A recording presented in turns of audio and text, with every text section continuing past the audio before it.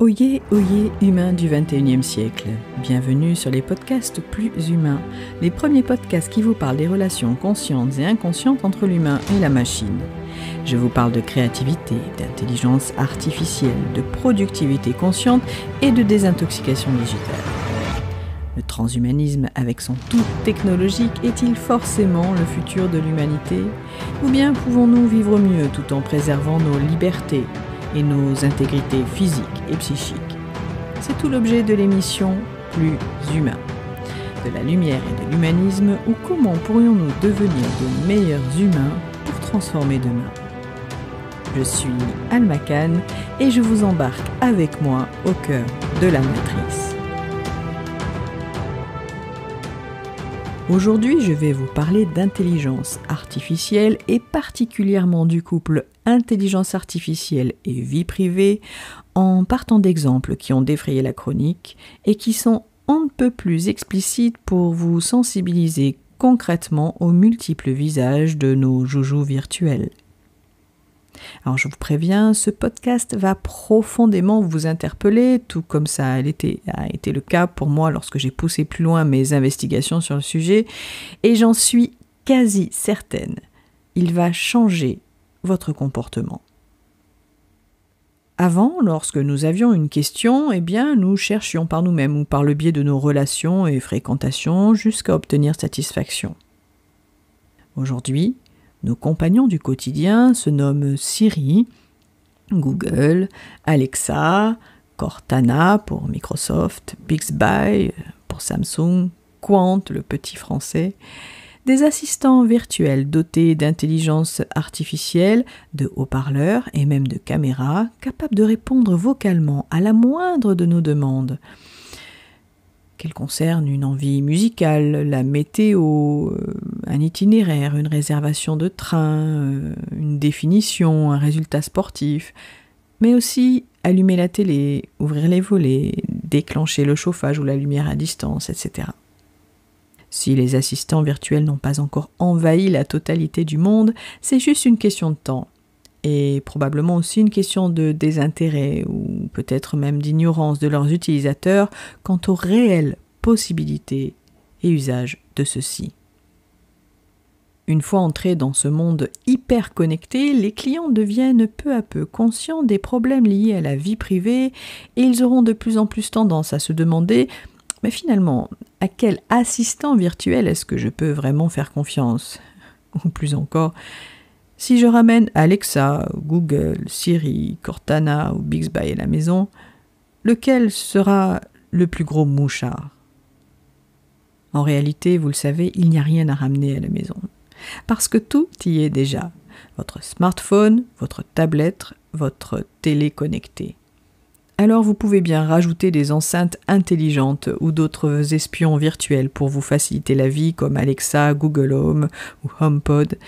Mais savez-vous quel est réellement le prix à payer? Alors avant de répondre à ces questions, je vais commencer par vous relater quelques expériences vécues par des utilisateurs de façon à aborder le problème par la réalité. Quelques exemples valent souvent mieux qu'un long discours.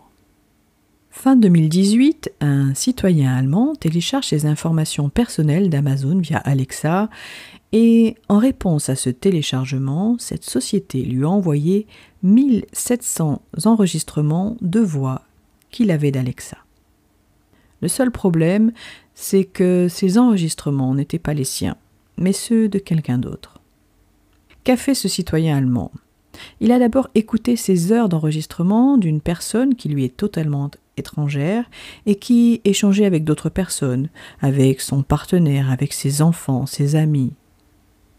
Il pouvait entendre tous les bruits de la maison, de la vaisselle, des gens qui se douchent, des réveils, des commandes musicales, des alarmes de téléphone portable et tout un tas de conversations liées au travail et au quotidien. Bref, toute la vie de ces personnes. Il s'est rendu compte qu'Alexa enregistrait ces personnes en continu.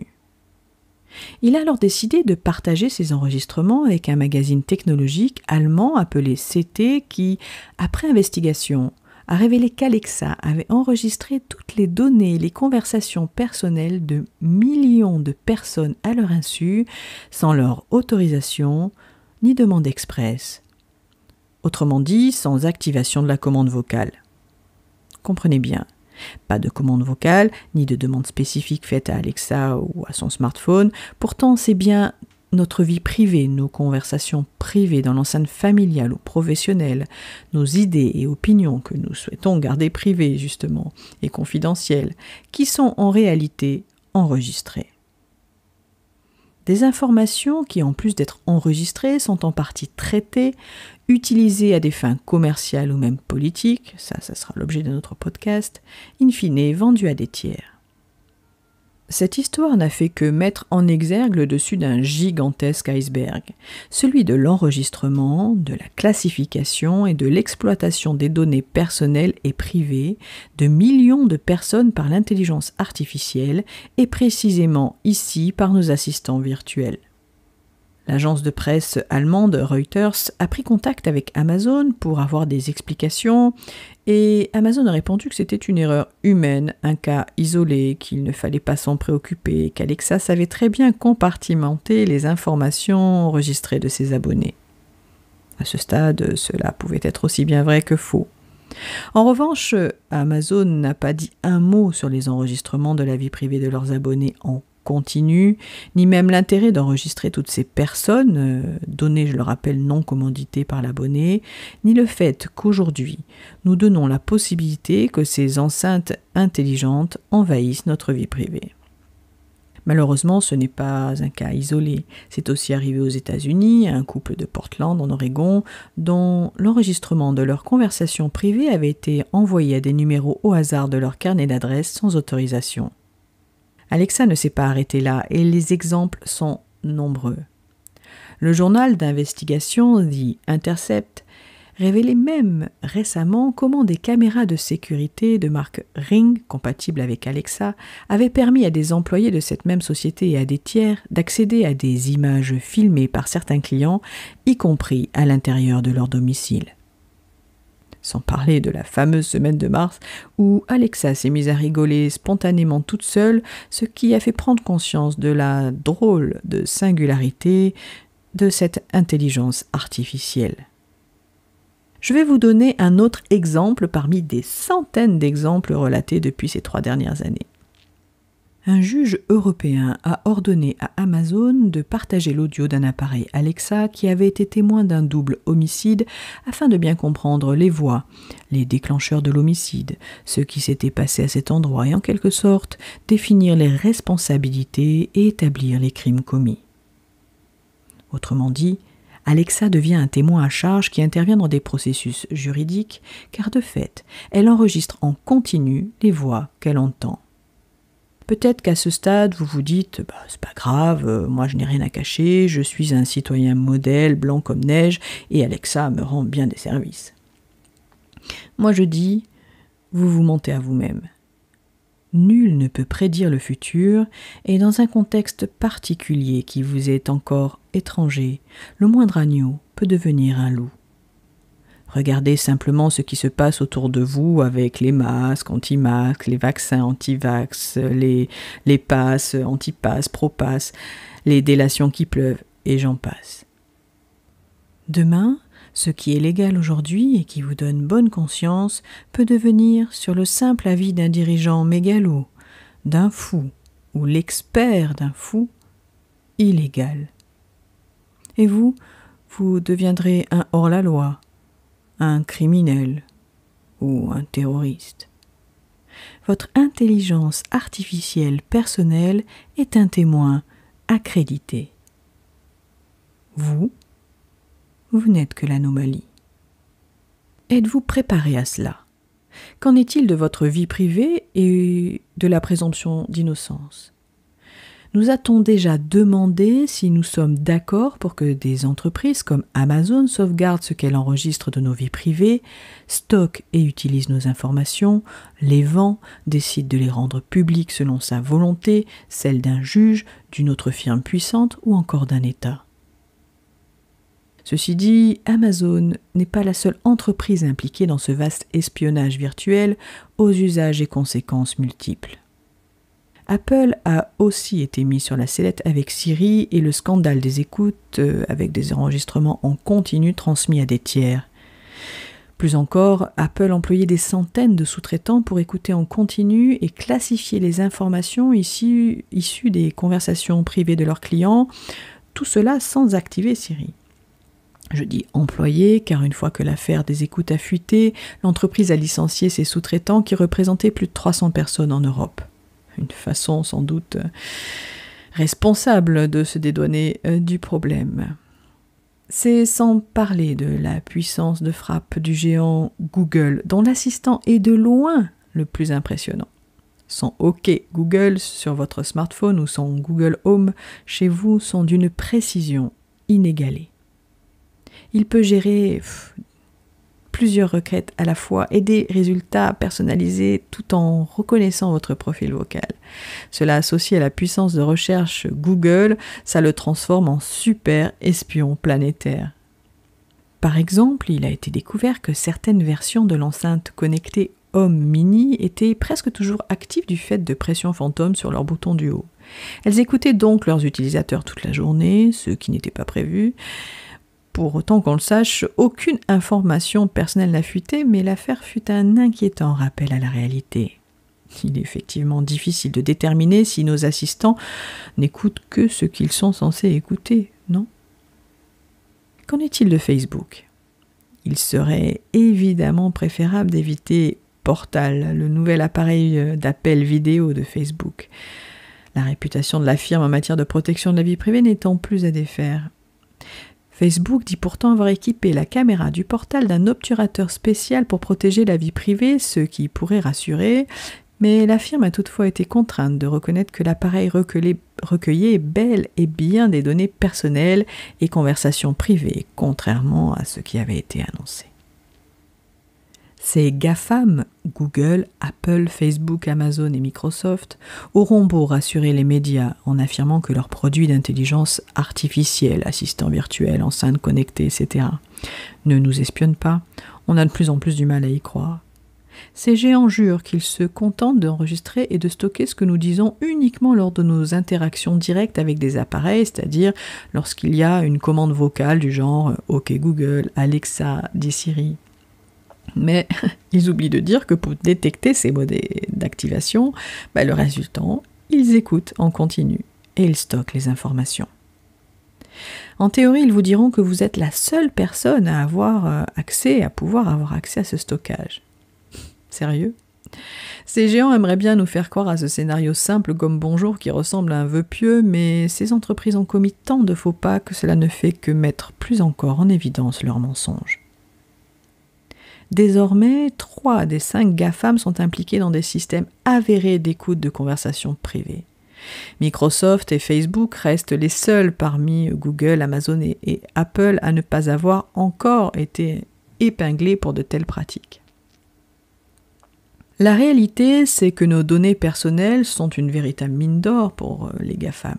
La collecte de données personnelles sensibles a toujours été au centre de leur modèle économique, avec Google en tête. Les préférences, le comportement en ligne et la vie privée des utilisateurs constituent le carburant de la machine publicitaire de ces géants. Mais pas seulement, cela va bien plus loin que cela, et ce sera d'ailleurs l'objet d'un autre podcast. Nous pourrons multiplier les exemples d'espionnage, de stockage, de divulgation contrôlée ou non des informations liées à notre vie privée. Ça ne changera rien. Aucune loi, et encore moins des sanctions, malgré les révélations et faits avérés d'écoute, n'a jamais été édictée dans le sens de la protection effective de notre vie privée. Le fameux RGPD, Règlement général sur la protection des données, est d'ailleurs profondément risible au regard des enjeux et de la réalité de cet espionnage domestique, et fort est à parier que cela n'évoluera pas dans le sens de la protection de nos vies privées, bien au contraire, car cela est bien trop utile aux puissants. À cela s'ajoute le fait que ces entreprises du virtuel étant mondiales et ubiquitaires, il faudrait que les autorités de centaines de pays s'accordent en une seule voix et sur une seule loi mondiale de protection de la vie privée. Donc d'un point de vue réglementaire, c'est clair, on est face à une impasse et j'ai bien peur que l'éthique, l'honnêteté ou l'intégrité n'atteignent pas l'onde des GAFAM. Même si, suite aux dérapages multiples liés aux écoutes, il existe désormais un bouton off de la fonction commande vocale sur chaque appareil que l'utilisateur peut actionner quand il le souhaite. Alors personnellement, moi ça me fait hurler de rire quand on sait que même en année 1 d'études en intelligence économique, que l'on peut écouter n'importe quelle conversation sur n'importe quel mobile éteint.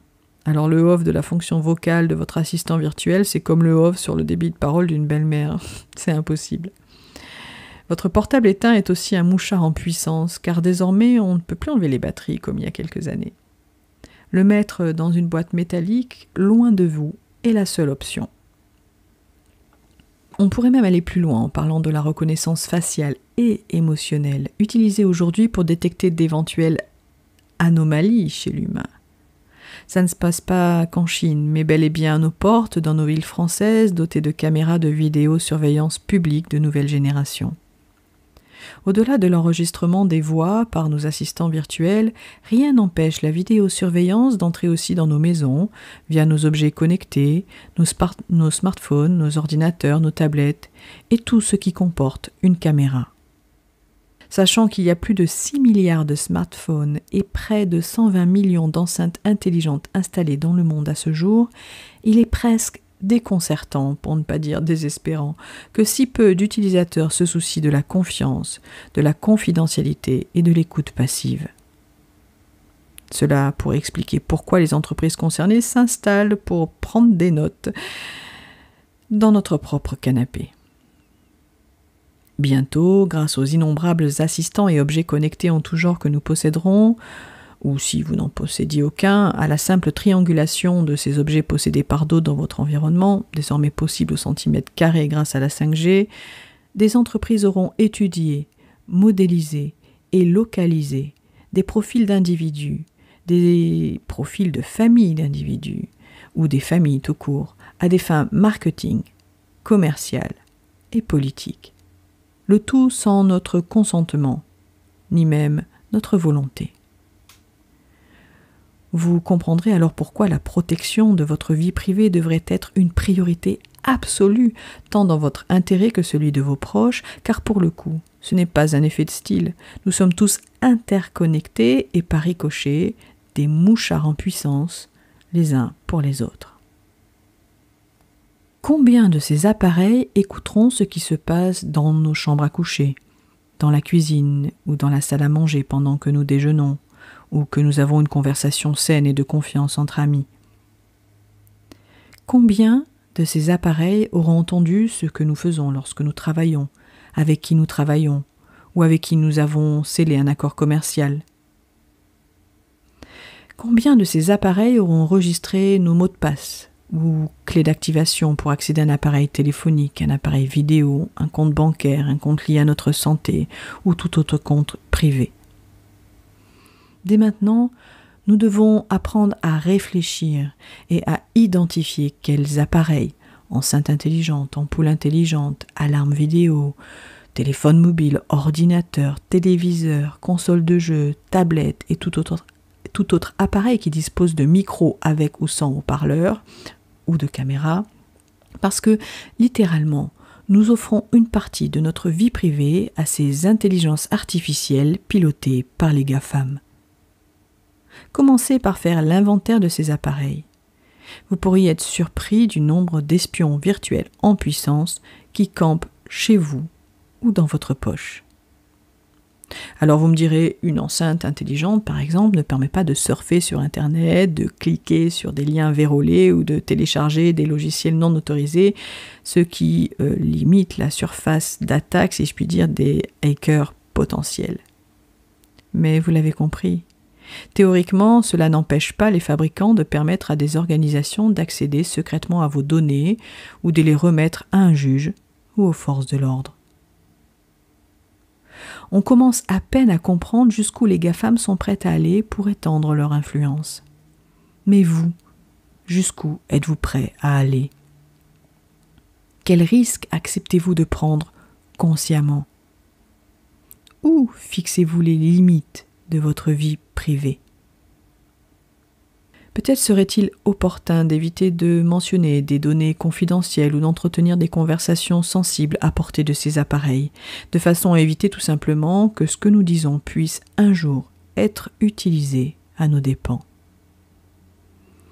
Il ne s'agit pas de sombrer dans la paranoïa parce que vous vous rendez compte d'un seul coup que les écoutes sont possibles et que votre vie privée peut être enregistrée, stockée, cédée à un tiers, utilisée, etc.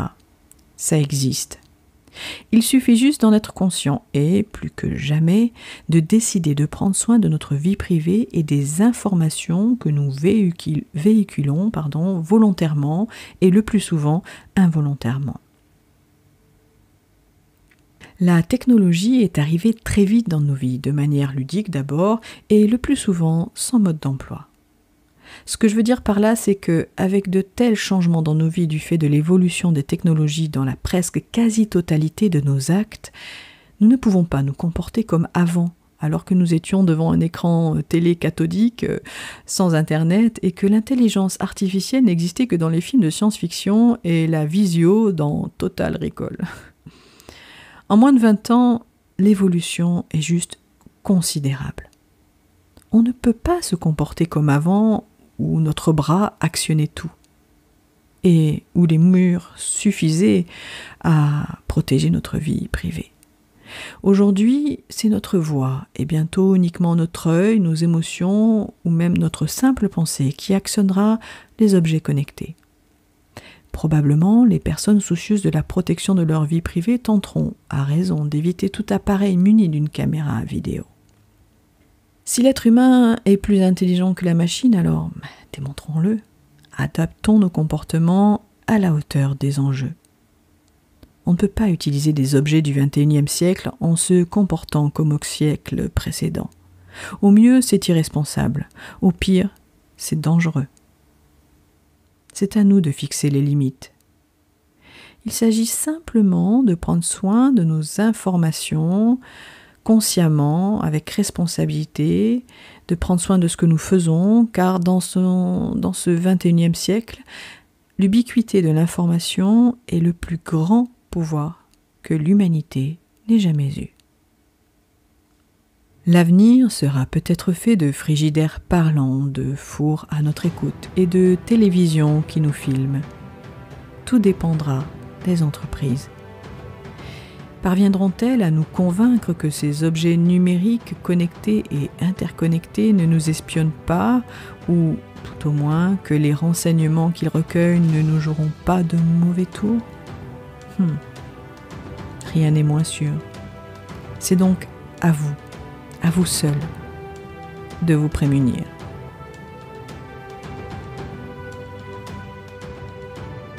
Si vous avez aimé ce podcast et que vous l'avez trouvé utile, likez, commentez, partagez-le surtout pour me rendre visible dans la matrice et créer une sorte de brèche dans le bruit technologique du monde.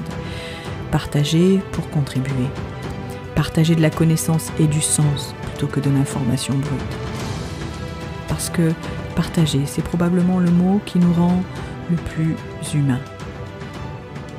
Ici, avec moi, vous êtes un ou une futuronaute, cette personne curieuse et ouverte d'esprit qui scrute le futur pour diriger et améliorer son présent. Une personne qui exerce son libre arbitre avec âme et conscience. Vous êtes un être humain. Plus humain, meilleur sera demain.